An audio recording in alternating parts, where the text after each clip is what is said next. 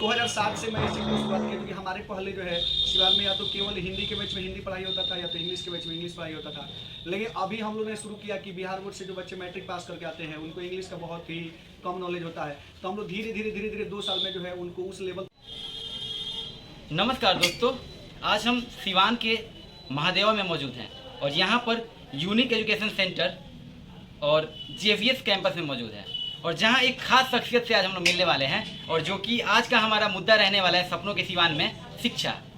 और यहाँ पर जो 2 अतिथि आज हमारे साथ मौजूद हैं वो एक शिक्षक हैं पेशे से, लेकिन समाज में शिक्षा के साथ साथ जो पिछले 10-12 साल से सेवा दे रहे हैं शिक्षा और अपने अपने सेक्टर में तो सब लोग काम कर रहे हैं, बट शिक्षा के अलावा बच्चों को प्रोत्साहित करने का, समाज में अगर कोई निम्न दर्जे के हैं वो एफर्ट नहीं कर पाते हैं फ़ी, तो उनको आगे बढ़ाने का कि आप पढ़िए, आप पैसे की चिंता मत करिए, आप उनका मेधावी मतलब वो कैरेक्टर देख के उनका टेस्ट लेकर और उनको मतलब एक जगह पे पहुंचा दिए और अक्सर वैसे बच्चे इनके टॉपर रहे हैं, तो ये काफ़ी अहम हो जाता है। और आज हमारे साथ 1-2 अतिथि नहीं भी हैं इस ग्रुप के, तो वो लोग भी यही काम करते हैं। तो चूँकि नाम ही बहुत बड़ा है, क्योंकि पिछले मतलब 10-12 साल से सिवान में सेवा दे रहे हैं शिक्षा के क्षेत्र में। और एक जो सर हैं वो फिजिक्स 11-12 का क्लास कराते हैं, हिंदी और इंग्लिश दोनों मीडियम में, सीबीएसई और बिहार बोर्ड दोनों लोग को। और हमारे दूसरे जो सर हैं वो अंग्रेजी पढ़ाते हैं, लिटरेचर, ग्रामर। और आपको एक अच्छा जो, चूँकि बिहार को थोड़ा सा अंग्रेजी में नीचे दर्जे का देखा जाता है, लेकिन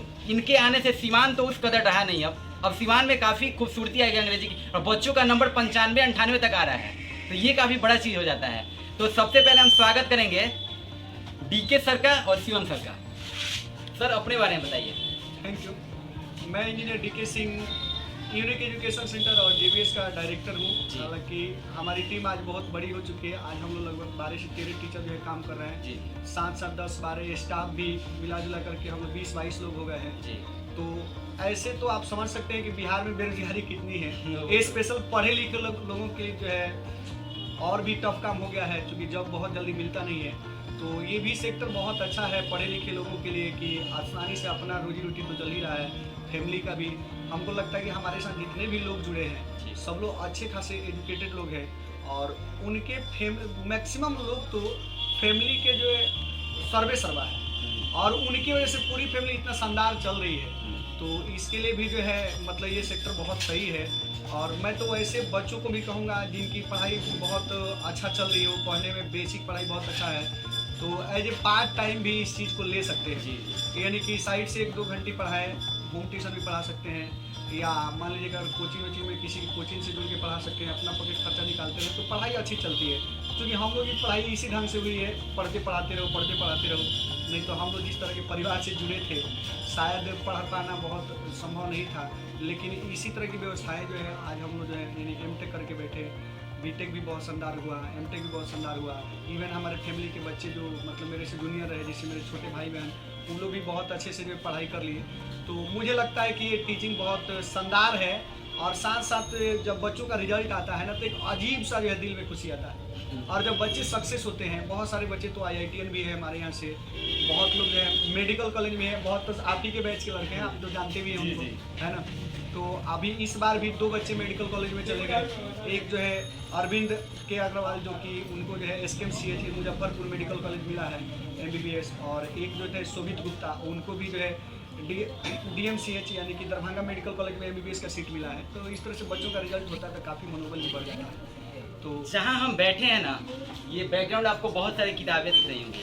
और सर जब बात किए रिजल्ट का, तो एक रिजल्ट सर का आया था MBBS वाला लड़का का, जिसका नाम है जयप्रकाश, जो 2018 में जयप्रकाश नारायण सिंह। और ये जो लाइब्रेरी आप देख रहे हैं ना, यहाँ लगभग 5000 किताबें हो चुकी हैं। और 2018 31 अगस्त को हमने इसका उद्घाटन किया और इसके मतलब फाउंडर जो हैं वो हैं सर के एक विद्यार्थी। और ये बताना काफ़ी ज़रूरी है, क्योंकि बच्चे जो इनके हैं अपना काम मेडिकल सेक्टर में तो गए या फिर इंजीनियर तो बने ही, लॉ तो कर ही रहे हैं। अभी एक हमारे हेमंत भाई हैं, वो लॉ कर ही रहे हैं, लेकिन ये सब चीज़ इसके अलावा भी बहुत सारी, अभी वहाँ पर हम लोग एक नेकी की दीवार भी मालवीय चौक पर बनवाए हैं। तो ऐसा करके समाज सेवा से बच्चे बहुत जुड़े हैं और उसका एक उदाहरण मैं भी हूँ, चूँकि मैं सर से पढ़ा हूँ, तो ये सब चीज़ बखूबी मैं जानता हूँ। अब चूँकि सर ने एक शब्द कहा, पार्ट टाइम पढ़ा भी सकते हैं, पढ़ भी सकते हैं, तो वहाँ परिचय सर का उस सब से जुड़ा हुआ है, क्योंकि सर एक वक्त में पढ़ते भी थे 10th क्लास में और पढ़ाते भी थे अपने सेम बैचमेट या उससे थोड़ा सा नीचे के। तो शिवम सर का हम स्वागत करें और चाहेंगे कि 2 शब्द अपने बारे में बताएं। नमस्कार। मैं सबसे पहले सुशांत बाबू को और उनके टीम को धन्यवाद देना चाहता हूँ जी कि हमारे इस धरातल पर आए और हमारा इंटरव्यू लेने के लिए। सबसे पहले तो आपने जो बताया इसके लिए हम कहना ये चाहेंगे कि मैं पेशे से ऐसे एज ए टीचर हूँ, लेकिन मैं एक इंजीनियर रह चुका हूँ। मैं इंजीनियर हूँ, मैंने बीटेक किया है। और मैं आपको बता दूँ कि मैं 3 साल 3.5 साल रिलायंस जियो में नेटवर्क इंजीनियर का भी मैंने काम किया। सिवान में ही। हाँ, लेकिन शुरू से मतलब मेरे अंदर एक कीड़ा पढ़ाने वाला एक कीड़ा मतलब पैदा हुआ शुरू से।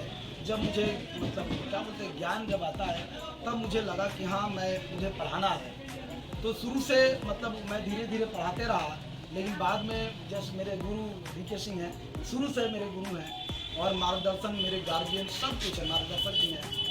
तो इन्होंने मुझे बताया कि सिर्फ इतना से काम नहीं चलेगा, आप एक डिग्री वाला कोर्स भी कर लीजिए। तो मैंने बीटेक किया। मुझे लगा कि यहाँ रह के तो मुझे मतलब ऐसे मेरा शुरू से सपना भी था कि मुझे इंजीनियर बनना है। तो मैं इंजीनियर बना और मुझे बाद में ये समझ में आया कि इंजीनियर बन के मैं केवल पैसा कमा सकता हूँ, अपने घर का रोजी रोटी चला सकता हूँ, लेकिन देश के तरक्की में कोई काम मेरा हो नहीं रहा है। जैसे हमारे डॉक्टर जाकिर हुसैन का कहना है कि जो काम होते हैं ना, तो 2 तरह के काम होते हैं।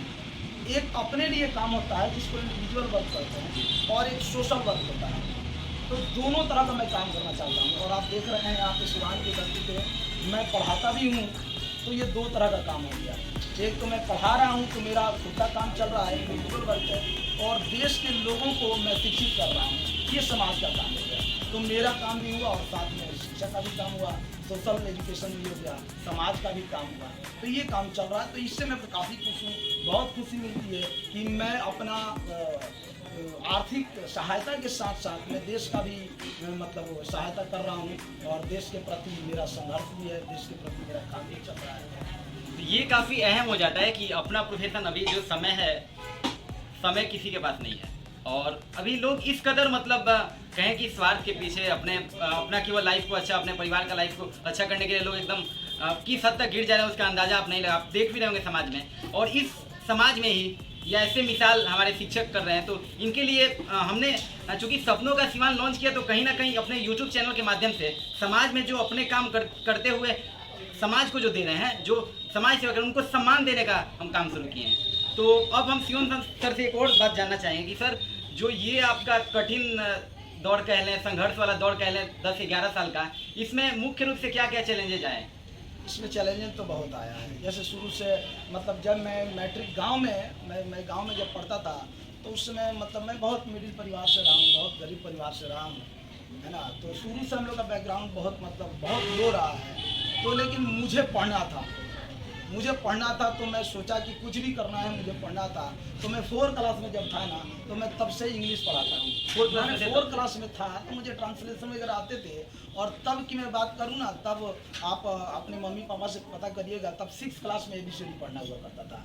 तो मैं कोलकाता रहता था, तो वहाँ पे पढ़ के मुझे अच्छा खासा अंग्रेजी आ गया था।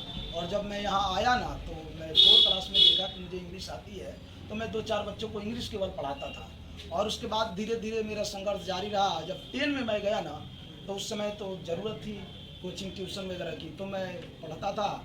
और शाम को मैं कोचिंग करता था मैथ्स का। और जो मैथ्स मैं पढ़ता था ना, मैं सुबह 13 को विद्यार्थी थे, उन 13 विद्यार्थी को वही मैथ्स में पढ़ा देता था। तो मेरा उससे खर्चा भी चल जाता था। और बाद में मैंने मार्गदर्शन प्राप्त हुआ हमारे गुरुजी का, DK सर का। ये बोलो कि आप आइए सिवान में, यहीं पे रहिएगा और पढ़िएगा पढ़ाइएगा, आपका दोनों काम चलेगा। तब से मैं सर के साथ ही हूँ। सर का मार्गदर्शन और सर का पूरा सहायता और आशीर्वाद भी प्राप्त हुआ है। और तब उसके बाद मेरा एडमिशन हो गया इंजीनियरिंग में 2010 में। मैं उस समय इंटरमीडिएट में पहला बैच पढ़ाता था इंग्लिश में। अभी केवल फोनेटिक ही आया था। उसके बाद मैं वहाँ पढ़ाता था। 2010 में मैं पास किया था इंटरमीडिएट, और उस समय पढ़ाता था। लेकिन समस्या उस समय क्या हुआ कि एक नियम चला था प्रशासन की तरफ से कि जो लोग कोचिंग का रजिस्ट्रेशन कराएंगे ना, उन्हीं का कोचिंग चलेगा। और इंटरमीडिएट को पढ़ाने के लिए आपके पास मास्टर डिग्री होना चाहिए, और सुविधाएं ये फला बहुत लाइसेंस वगैरह बहुत कुछ था। तो मेरे पास तो क्या था, मैंने अभी इंटरमीडिएट किया था, लेकिन मेरे इरादे मजबूत थे, फिर भी बैक सपोर्ट कुछ था नहीं। अभी इंजीनियरिंग में मेरा एडमिशन हुआ था, DK सर और DK सर का पूरा सहायता से मेरा एडमिशन हुआ था। मेरे पास आर्थिक समस्या बहुत ज़्यादा था, मुझे पीछे मुड़ना पड़ा, कोचिंग मुझे छोड़ना पड़ा। क्योंकि पहले ज्ञान मेरे पास हो जाए तो मैं फिर कदम रखूँगा। मैं इंजीनियरिंग 4 साल किया, होम ट्यूशन भी पढ़ाता रहा। और अच्छा खासा मतलब कला क्षेत्र में नाटक वगैरह ये सब में काफ़ी, अभी तो बच्चों को ये ट्रेनिंग दे रहे हैं, कार्यक्रम होने वाला है एकता का, तो वो सब भी काफ़ी सर का रहता है सहयोग, मतलब हर एक तरफ से, केवल प्रोफेशन में ही एकदम पूरी तरह से नहीं लगे हैं, इसके साथ साथ बहुत सारा काम करते हैं सर। तो ये एक ऑलराउंडर साबित करता है सर का। और हम थोड़ा सा, जो कि हम दोनों के गुरु हैं, इनसे कुछ हम जानकारी लेंगे कि सर ये जो आपका मतलब यूनिवर्सिटी टॉपर, एमटेक तक चले गए, फिर आकर यहाँ शिक्षा में उतर कर यहाँ पर, चूँकि चैलेंजेस तो बहुत सारे रहे होंगे, तो ये मतलब टीचिंग प्रोफेशन में आने का मतलब प्रेरणा स्रोत क्या रहा आपका? हम लोग तो ऐसे टीचिंग प्रोफेशन में बहुत मजबूरी में आए हैं जी। शौक से तो बिल्कुल नहीं। क्योंकि मैं जिस तरह के परिवार से बिलोंग करता हूँ, मेरे माता पिता बहुत बचपन में ही डेथ कर गए थे और घर पे आर्थिक तंगी इतना ज़्यादा था, और हम लोग 8 गो भाई बहन थे और 5 बहनें थी फैमिली में, और हम लोग 3 गो भाई थे। तो और सबके सब लगभग हमसे 1 साल 2 साल बड़े थे जिम्मेदारी या छोटे थे। तो इतनी ज़्यादा जिम्मेदारियाँ थी कि फैमिली का खर्च चलाना, भोजन चलाना ही बहुत बड़ा चाहिए था। तो हम लोग मजबूरी में इस काम को शुरू किए थे, किसी तरह अपना खर्च चलता रहे, पढ़ाई चलता रहे और घर का खर्च चलता रहे। धीरे धीरे मतलब, लेकिन गॉड का ये कहें हम, मतलब गॉड का शुक्रगुजार है। और प्लस हमारे यहाँ जो बच्चे पढ़ते हैं उनका इतना ना सहयोग हमको मिला शुरू से ही, कि जब से मैं कोचिंग खोला तब से ही शानदार चलता रहा। हालांकि मेरे बीच में बहुत सारे जॉब भी हुए, मैं 6 सेंट्रल गवर्नमेंट का जॉब भी छोड़ दिया, लेकिन बच्चों का सहयोग इतना रहा, कोचिंग इतना शानदार चलते रहा कि मुझे जॉब की तरफ जो है कभी कोई अट्रैक्शन ही नहीं दिखा, और मैं इसी प्रोफेशन को बहुत शानदार तरीके से करता रहा। आज भी बच्चों का सहयोग ही है। बहुत सारे लोग जब सेशन स्टार्ट होता है तो इतने बैनर पोस्टर ये वो लगा, प्रचार प्रसार से सर दूर रहते हैं, कुछ भी नहीं करते हैं, 1 रुपये खर्च नहीं करते हैं उस मैटर पे। हमारे यहाँ का वही रूल है कि भाई कोई गरीब बच्चा है तो उसी को फ्री में पढ़ा दो, प्रचार में जो पैसे बर्बाद करना है उस बच्चे पे लगा दो, क्या फर्क पड़ता है। तो ये बहुत शानदार है, और बच्चे का रिजल्ट जब होता है तो बच्चे से माउथ टू माउथ प्रचार हो जाता है, और बहुत शानदार हर साल जो चल जाता है। अच्छा सर, सिवान में जो हम 11-12 फिजिक्स में हिंदी अंग्रेजी दोनों मीडियम में पढ़ाते हैं ना, सुबह में शायद केवल बिहार बोर्ड का चलता है, हाँ, और उसमें भी इवनिंग में हिंदी रहता है। हाँ, इंग्लिश रहता है। हाँ, इंग्लिश का इंग्लिश रहता है। उसको सुबह में बिहार बोर्ड के बच्चे रहते हैं, उसमें Hindi English A to Z हम लोग पढ़ाते हैं। और इस चीज़ का हम लोग नींव रखे हैं सिवान में पहली बार, मतलब एक तरह से देखा जाए तो 2007 से मैं इस चीज़ को शुरुआत की, क्योंकि हमारे पहले जो है सिवान में या तो केवल हिंदी के बैच में हिंदी पढ़ाई होता था, या तो इंग्लिश के बैच में इंग्लिश पढ़ाई होता था। लेकिन अभी हम लोगों ने शुरू किया कि बिहार बोर्ड से जो बच्चे मैट्रिक पास करके आते हैं उनको इंग्लिश का बहुत ही कम नॉलेज होता है, तो हम लोग धीरे धीरे 2 साल में जो है उनको उस लेवल तक जो है कन्वर्ट कर देते हैं, ताकि वो जब आगे के कोर्स में बीटेक वगैरह में जाएँ या जो भी बड़े कोर्स में जाएँ वहाँ पर उनको भाषा की वजह से कोई प्रॉब्लम ना हो। सबसे पहला चैलेंज ये उनका समाप्त हो जाता है। 2 साल में इतने अच्छे ट्रेंड हो जाते हैं कि हमारे यहाँ जो बच्चे जब 12 के एग्जाम देते हैं तो मुझे लगता है कि बिहार बोर्ड के जो हिंदी भाषी बच्चे आते हैं 70 to 80% बच्चे जो है बिहार बोर्ड के एग्जाम में इंग्लिश में लिख के आते हैं, इंग्लिश टर्म समझ जाते हैं, इंग्लिश टर्म समझ जाते हैं। एक टर्म को धीरे धीरे हम लोग जो है उस ट्रैक पे ला देते हैं। और जो CBSE वाले बच्चे हैं वो तो खैर अब आप भी उस बैच में रहे होंगे, CBSE वाले बैच में तो कितने शानदार परफॉर्मेंस होता है। बहुत बार ऐसा हुआ कि फिजिक्स में जो है 100 में 100 बच्चे भी ला दिए, और टॉप 10 बच्चे हमेशा यहाँ से रहे। और आप लोग के सहयोग से मैं लाइब्रेरी के बारे में कहूँगा फिर से, क्योंकि लाइब्रेरी के लिए एक संदेश भी है पूरे मतलब सिवान वासियों के लिए, कि जिनके भी घरों में पुरानी किताबें पड़ी हुई हैं जिसका कोई यूज नहीं है, बच्चे जो है पढ़ करके आगे बढ़ गए हैं, किताबें पड़ी हुई है, इस अलमारी से उस अलमारी हो रही है, तो मैं चाहूँगा कि आप हमारे यहाँ मतलब जो है लाइब्रेरी को डोनेट कर सकते हैं, ताकि वो ऐसे बच्चे जिनके पास कोई किताब नहीं है हम उनको दे दें। और मेरे यहाँ लाइब्रेरी में 4 से 5 हज़ार किताबें भी इसी तरीके से इकट्ठा हुई है कि जो बच्चे ही किताब ला के, या बहुत सारे गार्जियन दूर दूर से, इवन महाराजगंज से, गोपालगंज से भी बहुत लोग किताबें यहाँ डोनेट करके गया है, और उन्हीं किताबों को हम फ्री ऑफ कॉस्ट बच्चों को दे देते हैं। मतलब एक एक्सचेंज ऑफिस है, इसमें हम लोग का बहुत ज़्यादा रोल नहीं है। कोई देता है और उसका जो है बच्चे जो जूनियर बच्चे हैं उसका इस्तेमाल, कोई डिटेल्स लेकर के, ताकि वो फ्री रिटर्न करने वक्त डिटेल्स ले लिया जाता है पूरा ढंग से, फोटो, इवन आधार नंबर, इवन जो है आपका पूरा मतलब फ़ोन नंबर, गार्जियंस का भी फ़ोन नंबर, बच्चे का भी फ़ोन नंबर, और तब उनको किताब दे दिया जाता है। जो देते हैं उनका भी हम लोग डिटेल्स रखते हैं, मतलब जो किताब जो है डोनेट करते हैं उनका भी, और जो बच्चे यहाँ से रिसीव करके ले जाते हैं उनका भी, तो दोनों का कल्याण हो जाता है। और नेकी की दीवार भी आपको याद है, आप भी उसमें शामिल थे, कि नेकी की दीवार पर भी हम लोग इसी चीज़ का जो है कि बहुत ऐसे जाड़े के समय में आप देखे होंगे कि जो रिक्शा वाले हैं या मजदूर हैं उनके पास कपड़े का बहुत अभाव रहता है, और अभी भी सिवान में जो है कभी कभार 0 टेम्परेचर चला जाता था, आपको याद होगा। तो इतना लो टेम्परेचर में उनको सर्वाइव करना बहुत टफ काम था।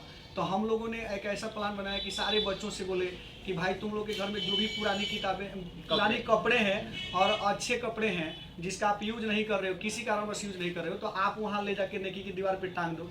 और हम लोगों ने या बच्चों ने रिक्शा वालों से या मजदूरों से जाकर के बाहर घूम घूम के कहा था कि भाई आपको जिसकी किताबें की, तो हमको लगा कि कम से कम 4 से 5 हज़ार जो है कपड़े का एक्सचेंज हुआ था वहाँ पे। एक समय था कि हाँ, एक वहाँ समय पूरा था। भर गया था, पूरा हाँ, एकदम पूरा लाइन। भर गया था। एक समय हम लोग शाम को जाके देखते थे कि सुबह में तो इतना टांगा था, शाम को इतना खाली हो गया। लेकिन बीच में कोरोना आ गया हाँ। और कोरोना में तो लोग एक दूसरे के बॉडी से दूर रहते थे, तो कपड़ा कपड़े तो बहुत दूर की बात है, तो वो चीज़ें थोड़ा डाउन हो गई। लेकिन गॉड करे कि फिर से वो चीज़ें रिपीट ना हो और फिर से हम लोग उस चीज़ पे काम कर सकें। तो नेकी की दीवार तो अभी कोरोना की वजह से असफल है, नहीं तो हम लोग अपने मकसद में बहुत सफल थे। हाँ, वो चला था काफी अच्छे काफी से, अच्छा चल रहा फ्री है। एंड ओपन लाइब्रेरी और नेकी की दीवार। ये मतलब इसलिए कहा जा रहा है, ये प्रचार नहीं किया जा रहा है कि सामाजिक काम का प्रचार करके उससे रिटर्न हमको कुछ नहीं चाहिए, लेकिन इसलिए बताया जा रहा है कि आपके पास पुरानी किताबें और पुराने कपड़े हैं तो हमारे पास सुविधा है, वहाँ पर लाकर जमा करिए, हम उसको जरूरतमंद के पास जरूर पहुँचाएंगे। अब एक अंत में, चूंकि सर ने बहुत अच्छा मैसेज दे दिया था, हम शिवम सर से अंत में चाहेंगे कि पूरे बिहार के बच्चों के लिए एक छोटा सा मैसेज आप दे दीजिए। सबसे पहले तो हम ये कहना चाहेंगे, आप हमारे पूर्व राष्ट्रपति कलाम साहब को जानते हैं। जी जी, आज भी उनकी कमी हमें महसूस होती है। पुनः रहते। उन्होंने कहा था कि आज अंग्रेजी जरूरी है, क्योंकि भाषा में पढ़ाता हूँ तो मैं भाषा की बात कर रहा जी। हूँ। उन्होंने कहा था कि आज अंग्रेजी जरूरी है, इसलिए कि आधुनिक जीवन के ज़्यादातर वस्तुएं जो है ना, उसका नाम हम अंग्रेजी में ही रखते हैं। जैसे आप क्लास में जाओ या घर में भी जाओ या इवन आप ऑफिस में बैठे हो, 2-4 वस्तुओं का नाम रख के आप देख लीजिए, अंग्रेजी में ही बोलिएगा। हाँ, ये जरूरी है कि भाषा हमारा हिंदी है तो हमें उसे अपना ही रखना है, खोना नहीं है। हमारा सम्मान है, हमारी इज्जत है, हम उसे खोना नहीं चाहते हैं। लेकिन आज आधुनिकता जिस तरह मतलब आधुनिकता फैल रही है और ये हमारा जो भाषा है अंग्रेजी ग्लोबल हो चुका है, इससे हमें ज़रूरत है बहुत जल्दी इसमें ढल जाना। और मैं और भी ऐसे विद्यार्थियों को कहना चाहूँगा, 9th क्लास में बहुत कम विद्यार्थियों को अंग्रेजी मिलता है। 10 में बच्चे समझते हैं क्या पढ़ना है, बस पास कैसे भी हो जाएं। और 11 में बच्चे आते हैं ना, तो इधर घूम घूम कर टाइम पास कर देते हैं। तो मैं ऐसे विद्यार्थियों को कहूँगा कि भाई आप 3 साल किसी से दूर रहोगे तो वो आपसे भी दूर हो जाएगा। और अंत में मैं पूरे बिहार की जनता को ये कहना चाहूँगा, मैं ये मैसेज देना चाहूँगा कि जिस तरह आज भाषा जरूरी है और हमारा टीम इस पूरा टीम जो इतना अच्छा काम कर रही है, पूरा टीम हमारा एक सहायता जरूर करता है। मैं पर्सनली क्या, मेरा टीम पूरा सहायता करता है कि ऐसे विद्यार्थी जो हमारे यहाँ पढ़ने आते हैं, 2 तरीके के विद्यार्थियों को हम बहुत ज़्यादा मदद करते हैं। एक ऐसे विद्यार्थी जिनके दुर्भाग्यवश पिताजी ना हो लेकिन वो पढ़ना चाहता है, घर का खर्चा बड़ा मुश्किल से चलता है, तो 2 साल का खर्चा उन विद्यार्थियों का हम लोग देंगे, हमारा टीम देगा। और वैसे विद्यार्थी जिनके पिताजी बॉर्डर पे लड़ाई करते हैं, देश की रक्षा करते हैं, हमारी रक्षा करते हैं, उनके लिए, वैसे विद्यार्थियों के लिए कोई फोर्स नहीं, वैसे विद्यार्थी को हम लोग पढ़ाते हैं। धन्यवाद। ये बहुत अच्छा एक शिक्षा विभाग पे मैसेज हो गया। और सपनों का सिवान एक एपिसोड हमने बहुत दिन से सर को, दोनों सर लोग हम फॉलो अप कर रहे थे कि सर समय दीजिए, समय दीजिए, और आज अच्छा समय हमने यहाँ पे इन्वेस्ट किया और इसका रिटर्न जरूर सिवान वासियों लेंगे, क्योंकि जो भी बच्चे 9th में 10th में हैं वो सर का बात 1 बार 2 बार 3 बार सुनिए, ताकि आपका बेस जो है ना इंग्लिश का और फिजिक्स का वो बन सके। जरूरी नहीं कि आप पटना, दिल्ली, कोटा ही जाएं, सिवान से भी आप बेसिक बहुत अच्छा कर सकते हैं। ये यहाँ पर उदाहरण है और आप रिकॉर्ड उठाकर देख लीजिए पिछले 10 साल का, महादेवा रोड में या फिर पूरे सिवान के जो बच्चे आकर यहाँ पे पढ़ रहे हैं। आप बने रहिए हमारे साथ और ऐसे ही आपको और कोई नई कहानी हम लेकर आएंगे सपनों के।